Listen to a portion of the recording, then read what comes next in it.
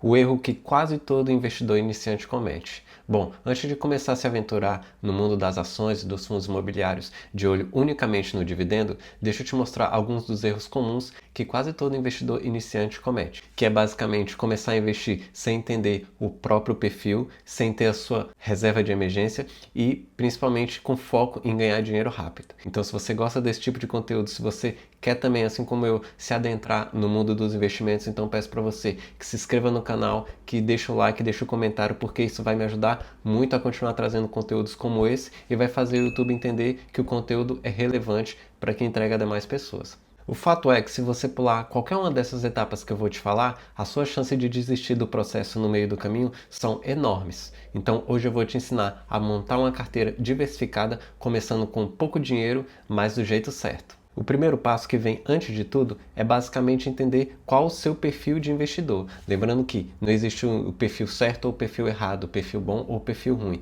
Existe aquele perfil que vai fazer você investir e aportar o seu dinheiro sem perder o sono. Basicamente está dividido em 3 tipos de perfil. Temos o perfil conservador, que não gosta de grandes oscilações, prefere estabilidade e prioriza a segurança. Temos o perfil moderado, que aceita algum tipo de oscilação, mas busca o equilíbrio entre segurança e crescimento. Normalmente esse perfil tem ali aportado 50% em renda variável e 50% em renda fixa para manter justamente esse equilíbrio. E o perfil arrojado, que aguenta fortes oscilações, que tem um foco no crescimento a longo prazo e entende a volatilidade que faz parte dos seus aportes. E é muito comum também, conforme você vai ganhando segurança, conforme você vai entendendo como funcionam as regras do mercado, o seu perfil ir migrando, você saindo de conservador, que é onde nós começamos basicamente, depois você se torna um pouco mais moderado e mais para frente, quando já tem segurança, quando já tem ali um certo entendimento de como funcionam os seus ativos, você passa a ser, querendo ou não, um pouco arrojado também. Bom, depois que você entende o seu perfil, vem então um dos passos mais ignorados no mundo dos investimentos, que é ter a sua reserva de emergência. Por quê? Porque a reserva de emergência ou reserva de oportunidade, o próprio nome já diz, vai te trazer segurança se ocorrer qualquer uma eventualidade no caminho, no seu processo. O que isso significa? Imagina que você tem ali um contratempo, o seu carro quebra, tem ali um problema de saúde que você precisa de um dinheiro, você precisa aportar ali algum valor, você precisa de algum dinheiro para resolver esse problema. Caso você não tenha essa reserva de emergência, você é meio que obrigado a vender os seus fundos ou a vender suas ações e você pode perder ali numa marcação a mercado, vendendo na baixa e ter um prejuízo. Fora que isso vai atrapalhar o seu desenvolvimento, o seu crescimento a longo prazo. Uma vez que quanto mais tempo as ações ficam a trabalhar, mais o seu patrimônio cresce até que a sua bola de neve comece a gerar. Especialistas dizem que você precisa ter de 3 a 6 meses do seu ordenado, do seu salário ali aplicados no fundo seguro e com a liquidez diária, de preferência um Tesouro Selic ou um CDB, mas esses tesouros normalmente não têm a liquidez diária, ou seja, você não consegue sacar de imediato e as eventualidades, os contratempos, eles não costumam avisar. Então, se tiver também uma caixinha do Nubank, uma caixinha do Inter, um cofrinho, que esse dinheiro esteja rendendo no mínimo 100% do CDI e você consiga tirar ele de uma maneira mais prática e mais clara, esse para mim é o mais recomendado, é ter esse dinheiro no cofrinho, porque a liquidez dos cofrinhos tende a ser muito mais rápida do que um CDB, do que um tesouro, que normalmente funcionam apenas em dias úteis. E eu também concordo com isso, imagino que você tem mesmo que ter a sua reserva de emergência pelo menos 3 a 4 meses dos seus gastos básicos. Gastos básicos para mim são os gastos que você precisa para sobreviver, o aluguel, a água, a luz, então uma internet, um celular, uma conta da Netflix, para mim não são gastos básicos. Gastos básicos, o nome já diz, é aquele gasto que você necessita basicamente para garantir a sua integridade e a da sua família. Então, tendo esses 3 a 4, 5 meses de gastos guardadinho, separado dos seus investimentos, vai te deixar muito mais seguro para que quando tenha qualquer contratempo, você não precise mexer nos seus fundos, você não precisa mexer nas suas ações, porque você tem esse dinheiro aplicadinho ali que consegue tirar relativamente rápido. E é como eu sempre digo, investimento não substitui reserva, reserva é proteção e investimento é crescimento. E o terceiro e não mais importante é de fato desenvolver essa mentalidade de que investimento é a longo prazo, que nós estamos falando ali de anos, às vezes décadas. Porque é preciso entender que a bolsa oscila, que os dividendos variam, que crises acontecem.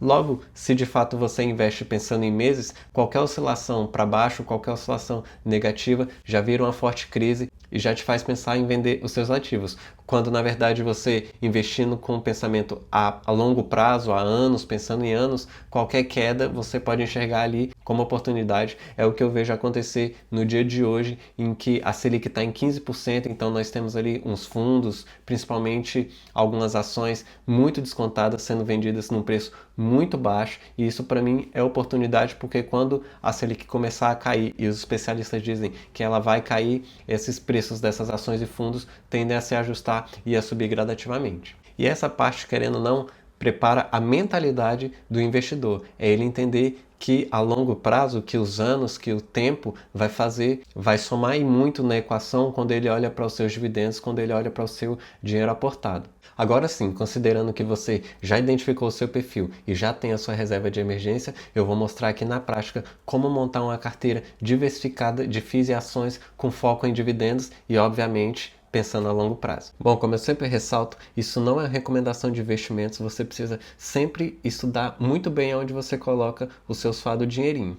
Mas aqui pensando numa carteira hipotética de renda variável e diversificada, a gente vai pensar no básico que funciona. E o básico que funciona no mundo das ações são sempre empresas que trabalham ali seguros, seguradoras, empresas do ramo financeiro, no caso bancos, e também empresas de setores perenes ali, boas pagadoras de dividendos, por exemplo, a Petrobras, a Klabin. Aqui eu montei uma carteira hipotética comprando uma ação de cada da Petra, que é uma empresa que é uma commodity, né? Muito famosa no Brasil, uma das maiores empresas da bolsa que pagam ótimos dividendos. Então, uma ação da Petra está custando ali mais ou menos R$ 36. Uma ação da Klabin, que é uma empresa de celulose que atua no ramo da celulose ali, que faz papel, faz embalagens e paga ótimos dividendos também. Uma empresa com muitos anos de mercado. Uma ação está custando R$ 20.